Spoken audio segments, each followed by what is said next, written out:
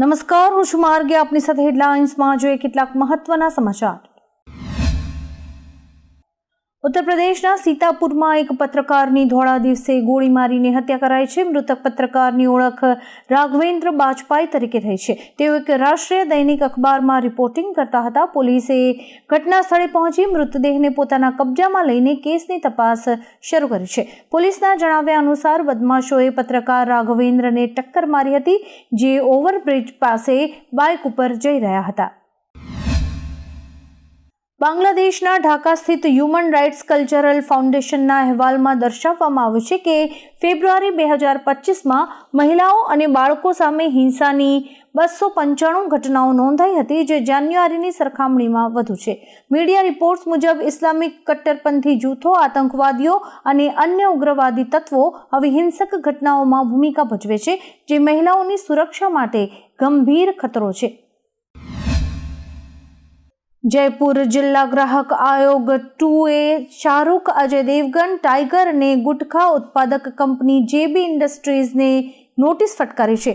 એવો આરોપ છે કે ત્રણેય સ્ટાર્સ વિમલ ગુટખાના દરેક દાણામાં કેસરની શક્તિ હોવાનો દાવો કરીને ભ્રામક જાહેરાતો કરી રહ્યા છે, જ્યારે આ ઉત્પાદનો સ્વાસ્થ્ય માટે હાનિકારક છે. તેઓ ખરીદવા માટે લલચાવે છે અને તેઓ તેને કેસર કહીને ગેરમાર્ગે દોરી રહ્યા છે. કમિશને બધાને 19મી માર્ચે હાજર રહેવાનું કહ્યું છે.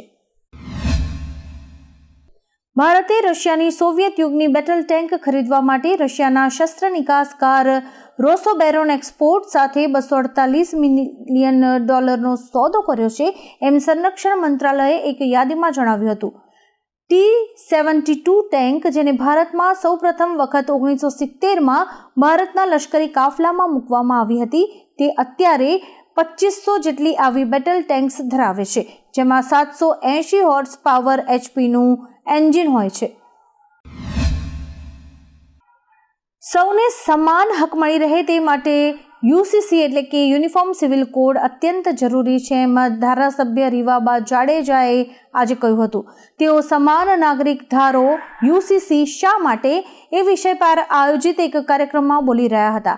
સીમા જાગરણ મંચ કર્ણાવતી દ્વારા સમાન નાગરિક ધારો શા માટે, વાય યુનિફોર્મ સિવિલ કોડ વિષય પર એક કાર્યક્રમ આયોજિત કરવામાં આવ્યો હતો, જેમાં રીવાબાએ કહ્યું હતું કે UCC દરેકના સમાન હક માટે અત્યંત જરૂરી છે.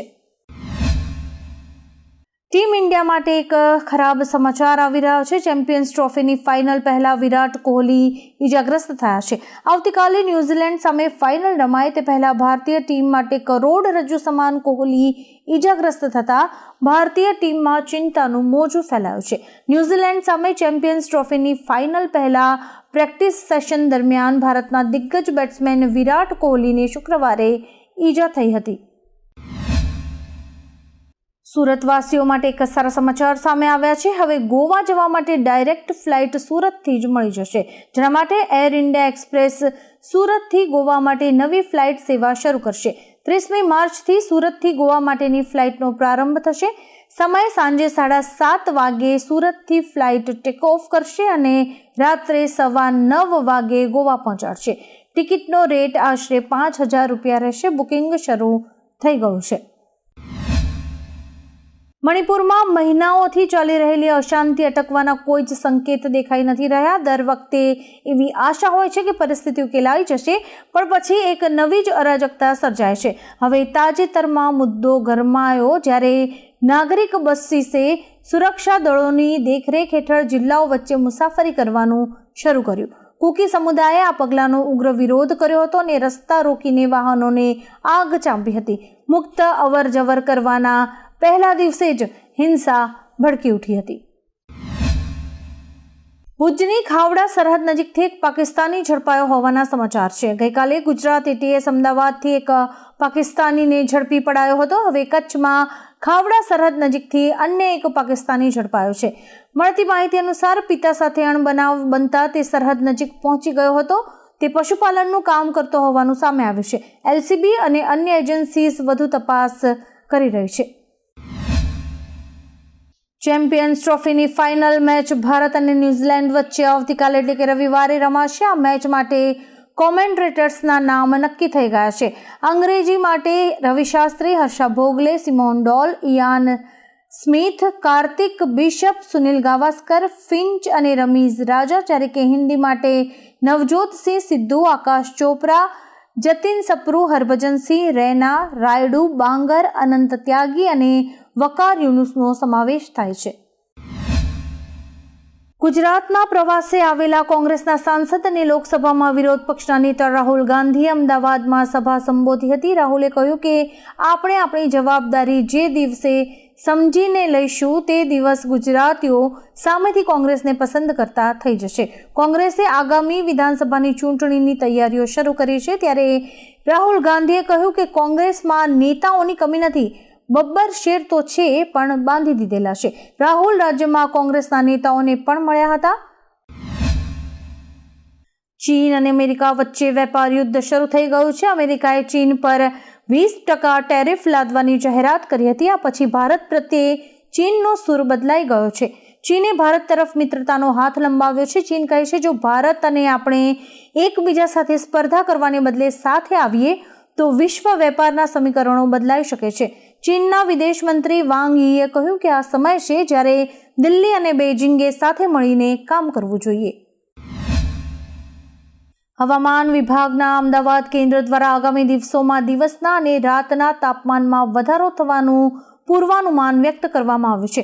હવામાન વિભાગે શુક્રવારે આગાહી કરી કે હવામાન સૂકું રહેવાની સંભાવનાઓ સાથે તાપમાનમાં વધારો થઈ શકે છે. બીજી તરફ હવામાન નિષ્ણાત અંબાલાલ પટેલ દ્વારા પણ 7 માર્ચથી ગરમીનું પ્રમાણ વધવાની સંભાવનાઓ વ્યક્ત કરાઈ છે.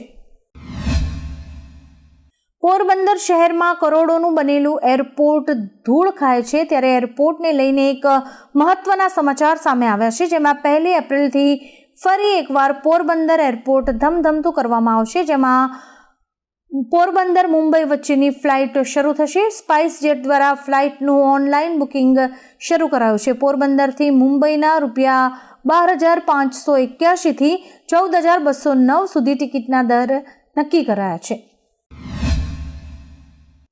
લોકપ્રિય ફિલ્મ નિર્માતા રામ ગોપાલ વર્માની ટૂંક સમયમાં ધરપકડ થઈ શકે છે. શુક્રવારે ફિલ્મ નિર્માતા વિરુદ્ધ બિનજામીનપાત્ર વોરંટ જારી કરવામાં આવ્યું છે. ચેક બાઉન્સ કેસમાં ફસાયેલા રામ ગોપાલ વર્માએ સજામાં રાહત માટે કોર્ટમાં અપીલ કરી હતી, પરંતુ કોર્ટે તેમની જામીન અરજી ફગાવી દીધી છે. રામ ગોપાલ વર્માની પેઢીએ શ્રી નામની કંપનીને આપેલો 2.38 લાખનો ચેક બાઉન્સ થયો હતો.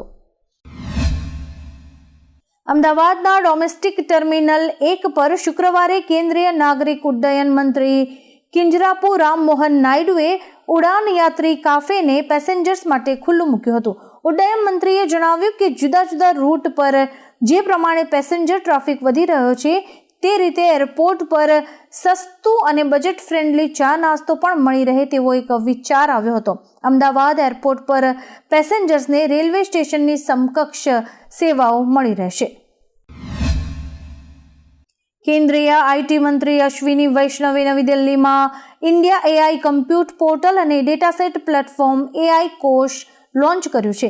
એઆઈ કોશ સોવરિન ડેટાસેટ પ્લેટફોર્મ ભારતીય એઆઈ મોડેલ્સને વિકસાવવા અને તાલીમ આપવામાં મદદ કરશે, જ્યારે કે ઇન્ડિયા એઆઈ કમ્પ્યુટ પોર્ટલ દ્વારા સંશોધકો, સ્ટાર્ટઅપ્સ અને સરકારી એજન્સીસના સંશોધન અને પરીક્ષણ માટે સબસિડીવાળા જીપીયુને એક્સેસ કરી શકે છે.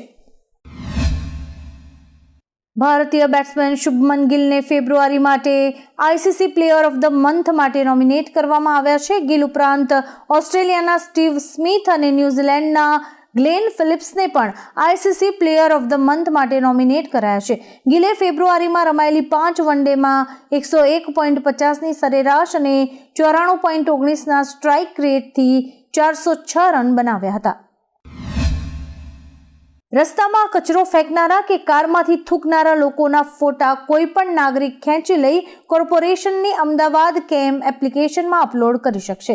શહેરને સ્વચ્છ રાખવામાં યોગદાન આપનારા લોકોને પ્રોત્સાહન મળે તે માટે ફોટો અપલોડ કરનારા લોકોને જાણીતી બ્રાન્ડના ગિફ્ટ વાઉચર અપાશે. આ ગિફ્ટ વાઉચરના ઉપયોગથી લોકો નક્કી કરેલા માર્કેટમાંથી વાઉચરની રકમ મુજબ ફ્રીમાં ખરીદી કરી શકશે. અમેરિકી રાષ્ટ્રપતિ ડોનાલ્ડ ટ્રમ્પે કહ્યું કે ભારત ટેરિફ ઘટાડવા સંમત થયું છે. ટ્રમ્પે 5 માર્ચે જાહેરાત કરી હતી કે બીજી એપ્રિલથી ભારત પર 100% ટેરિફ લાદવામાં આવશે. ટ્રમ્પે શુક્રવારે મોડી રાત્રે કહ્યું કે ભારત આપણા પર ખૂબ જ ઊંચા ટેરિફ વસૂલ કરે છે, જેથી તમે ભારતમાં કંઈ પણ વેચી નથી શકતા. જોકે ભારત હવે તેના ટેરિફમાં નોંધપાત્ર ઘટાડો કરવા માંગે છે, કારણ કે અમેરિકા તેમની પોલ ખોલી રહ્યું છે.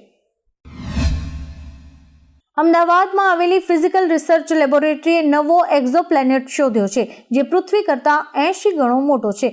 ફક્ત 5.5 દિવસમાં જ તેનું 1 વર્ષ પૂર્ણ થઈ જાય છે અને તાપમાન 1800 થી 2000 ડિગ્રી સેલ્સિયસ વચ્ચે છે. આ એક્ઝોપ્લેનેટ પર હાઇડ્રોજન અને હિલિયમ જ છે. આ એક્ઝોપ્લેનેટ સિસ્ટમમાં 2 સ્ટાર્સ છે જે એકબીજાની આસપાસ ફરે છે. કોઈ ગ્રહ સૂર્ય સિવાયના અન્ય તારાની આસપાસ ફરે તેને એક્ઝોપ્લેનેટ કહે છે અને હવે અમદાવાદના વૈજ્ઞાનિકોએ એક આવો નવો એક્ઝોપ્લેનેટ શોધી કાઢ્યો છે. આવા જ કેટલાક રસપ્રદ સમાચારો નિહાળવા માટે અમારી YouTube ચેનલને લાઇક, શેર અને સબસ્ક્રાઇબ કરો અને જોતા રહો હેડલાઇન્સ. આ ઉપરાંત આપ અમને અમારા Instagram હેન્ડલ અને Facebook પેજ ઉપર પણ ફોલો કરી શકો છો.